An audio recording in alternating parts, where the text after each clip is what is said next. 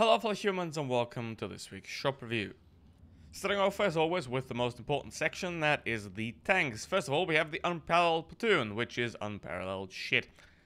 Then we move on to the Super Conqueror, which is a very solid vehicle. I reviewed this vehicle in more detail in last week's shop review, so check it out if you want to. And then we have the Gross Tractor, the WZ, which are both very bad. Now the 5.5k gold offer is normally a very good deal, but in case of the 111, no, it is not great. Now the K91 here for 10,000 gold, pretty good pickup for a tier 9, but overall it can certainly be worth it. Now these vehicles are not worth it whatsoever, given that the MX CDC is an utter joke and the Skoda T56 is incredibly bland. And then we have the Object 752, which I'll be focusing on more a lot later. Now the problem with this vehicle is we just saw the K91 for 10,000 gold. It's not 7,500 gold better than the K91. So if this vehicle would be in the shop for 12,000, 13,000, we can very much talk about this being a great option to buy, but given this price, it is not going to be worth it.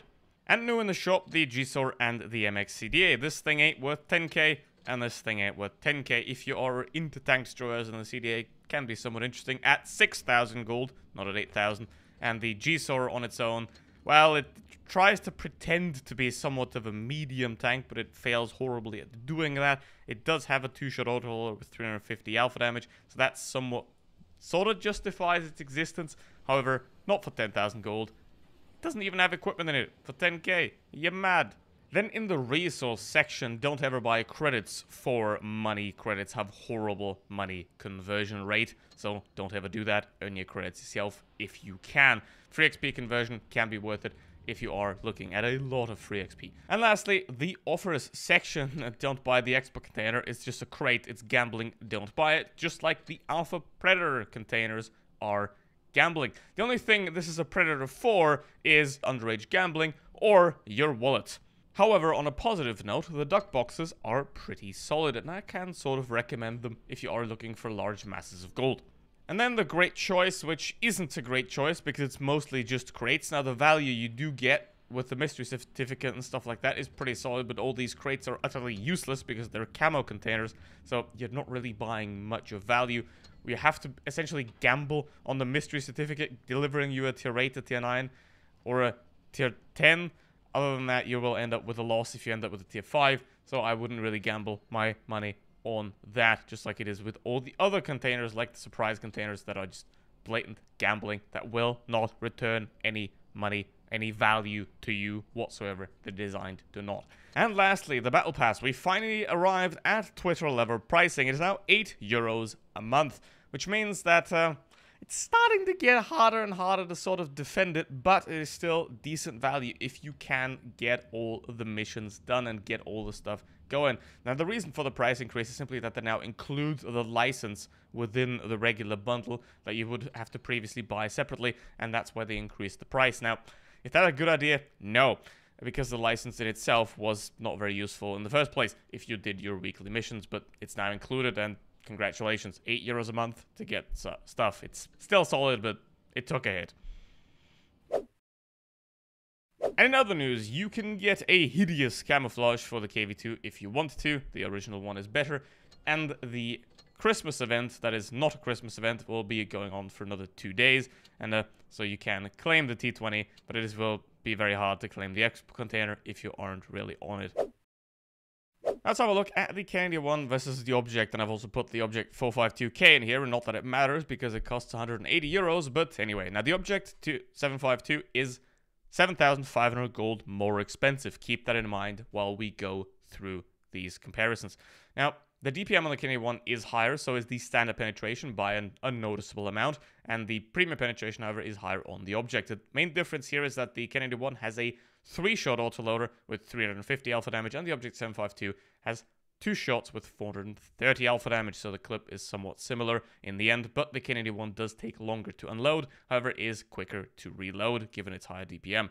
Then the aim time and accuracy is better on the K91, however the movement accuracy is better on the Object by quite a bit, and it has 1 degree more gun depression.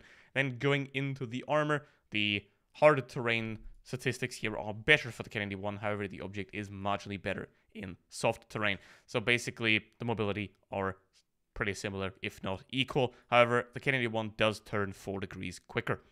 And in the armor section, the Object 752 seems to have a massive advantage right here. However, the lower plates and the turrets of both are equally pennable. Now, this is a very unusual vehicle in 3 different ways. Firstly, it's a Soviet vehicle that is good, which is shocking in its own right. Then it has 8 degrees of gun depression, which is also very unusual for a Soviet vehicle. And it is an oscillating turret, which is normally found on some French and American vehicles. So that is very unusual here. Now, the thing is, with the oscillating turret, it just basically moves within itself. However, the problem of that is that the cupolas on the tank elevate when you depress the gun, which means that your weak spots don't hide when you try to use your gun depression. They just expose themselves even further. Look at that. The cupolas go up and expose themselves when you use the gun depression. So playing hull down in this vehicle is not really greatly possible, and that's why I previously said the Canadian one and the Object's armor is very similar. Now, the Object's armor is obviously a lot thinner, and the lower plate on this vehicle is a lot smaller as well, but the lower plate on both vehicles is a weak spot. So, in that regard, no, I don't want to do that. I'm not the kind of YouTuber to block people. So, essentially, you pull your weak spots with you with the oscillating turret, which is not really great when you have not really large cupolas, but they are very much there. And now let's see. I can take the second shot, and the team has spontaneously combusted, just like the submarine. So, yeah, there's a lot of one-shots, though, so we might be able to get something out of this battle. But there isn't really much we can do, because if I go forward there, I'm going to run into a 183 and a E4, which I don't want to do, because that is very detrimental to my hit points. Now, which of these 2 vehicles is better? Now, it's fairly simple, because this vehicle costs 7,500 gold more than the Kennedy one, but it doesn't provide 7,500 gold more in performance than the Kennedy one. So basically, you have to know, do you want a slightly better vehicle for a exorbitantly higher price, or do you want to go with a safer option that is also cheaper, but quite not as good by 1 or 2%, because that's what we're talking about here. We're not talking about one vehicle just massively dominating, the other one being horrible. This is a couple of percent difference that are made here. And the biggest advantage of this vehicle is obviously that the 2-shot autoloader is unloading quicker than the 3-shot autoloader. Everything else is marginally different. And now we have pulled the disadvantage back. That is wonderful to see. The remaining team we have is competent, which is always lovely. And there we go. And now it is only these 2 tanksters left alive. The 183 just fired. I know when he's going to reload, which means I'm now going to go for him. He's not even trying to hide really properly. But I might not be able to get there. Never mind. He's dead already. Wonderful. I still have not taken a single point of damage, but that will change now. So, not because it's necessary, but because I can. And there we go. And that is 3,500 damage in a very simple game in the Object 752.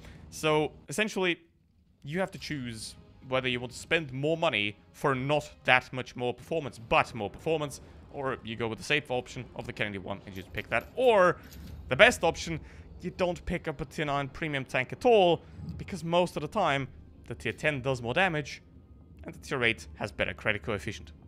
So whichever one you choose with its 9, you're kind of stuck in the middle in a weird, awkward way.